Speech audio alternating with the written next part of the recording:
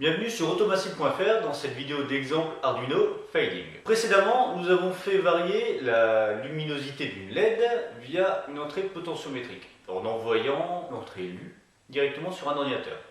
Cette fois, nous allons garder la sortie analogique et le pilotage analogique de la LED, mais nous allons le faire varier de manière automatique via une boucle for. Donc le principal intérêt de cet exemple est l'utilisation d'une boucle for. Le but sera de faire clignoter une LED lui faisant passer de son état éteint progressivement à son état allumé, puis de l'état allumé progressivement à l'état éteint, ainsi de suite. Pour toutes les informations, vous avez le site web à votre disponibilité avec le forum pour toutes les questions nécessaires. Maintenant, passons au programme. Commençons par analyser qu'est-ce que la fonction for. Alors, la boucle for sert à incrémenter d'un pas régulier une variable jusqu'à ce qu'elle atteigne une valeur finale. On va prendre cet organigramme en exemple. La variable que l'on fait incrémenter est la variable compteur, qui initialement est égale à 0. On vient la comparer à la valeur finale. Et tant que la variable compteur est inférieure à la valeur de la variable fin, dans ce cas, on exécute une instruction, ou une série d'instructions. À la fin de cette instruction, ou de cette série d'instructions, on incrémente la variable compteur d'un pas régulier. Donc ici 1, mais on peut très bien incrémenter par 2, par 5, par 10. La seule importance, c'est que l'on incrémente d'une valeur fixe. Donc la variable compteur qui était égale à 0 vient de passer égale à 1. Et ça se reboucle. On vient comparer si la variable compteur est toujours inférieure à la variable fin. Si c'est encore le cas, on réexécute l'instruction 1 et on réincrémente de 1 le compteur. Imaginons que la variable fin soit égale à 3. Donc on commence avec compteur à 0, inférieur à 3. Donc on exécute une première fois l'instruction 1 et compteur passe à 1. Compteur est égal à 1, toujours inférieur à 3, donc on exécute une deuxième fois l'instruction 1 et on incrémente le compteur. Donc compteur égal à 2. 2 strictement inférieur à 3. Donc on exécute une troisième fois l'instruction 1, on incrémente le compteur qui passe à 3, et cette fois, le compteur étant égal à 3, donc est égal à la variable fin. La condition étant que le compteur doit être strictement inférieur à fin pour être passante. Là nous sommes égales, donc ce n'est plus passant, donc nous passons directement à l'instruction 2. Alors comment est-ce que ça se programme avec un Arduino? On commence par le mot-clé for.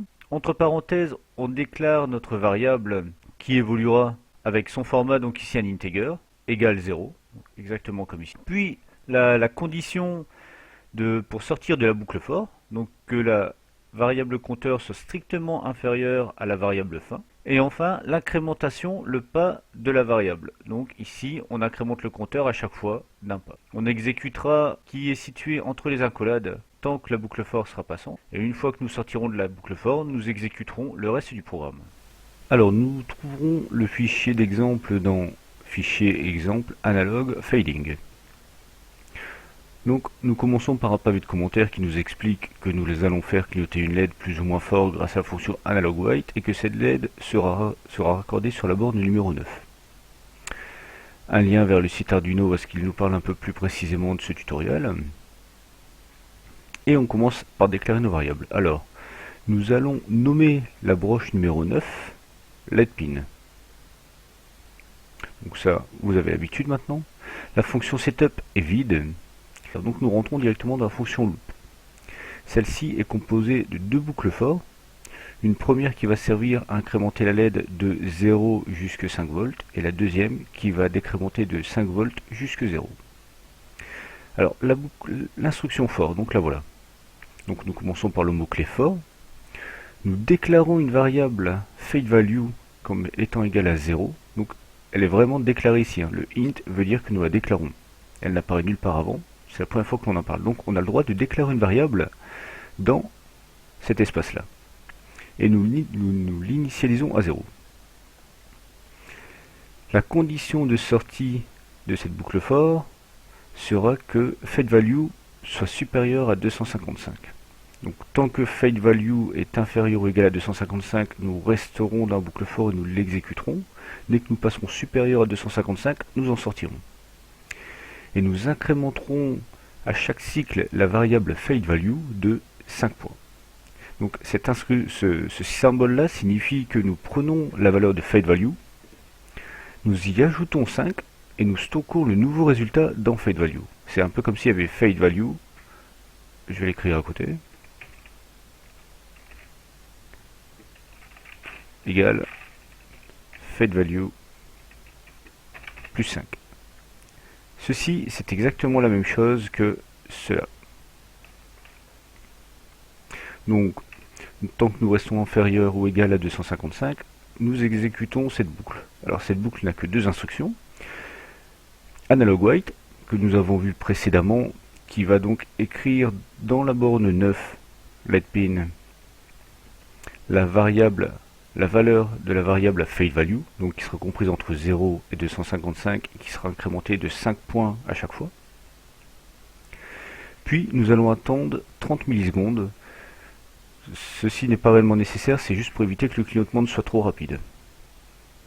Une fois dépassé 255, nous sortons de la boucle for ici et nous rentrons dans cette boucle for là.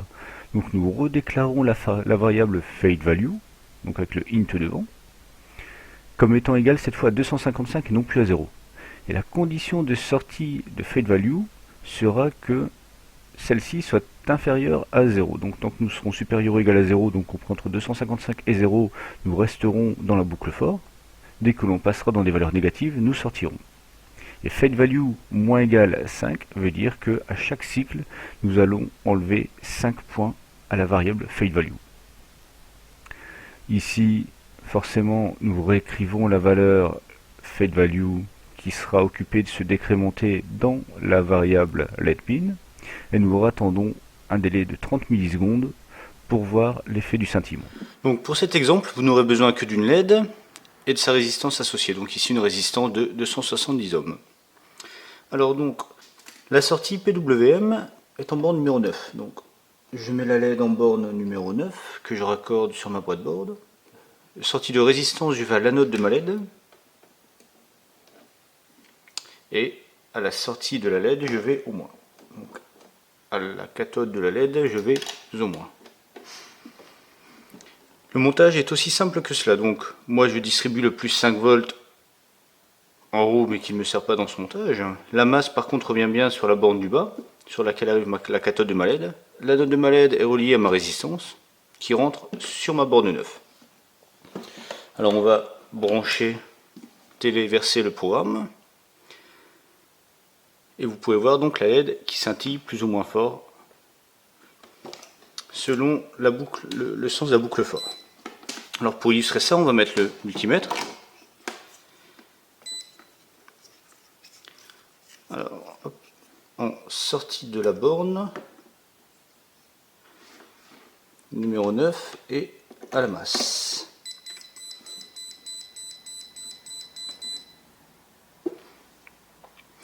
Donc voilà, vous pouvez voir, le rafraîchissement n'est pas assez rapide, donc on n'a pas réellement l'évolution de la tension. Par contre, on peut le voir au niveau du bar graphe.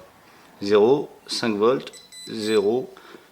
Et donc, ceci symbolise l'évolution du signal analogique 0,5 volts sous le format PWM.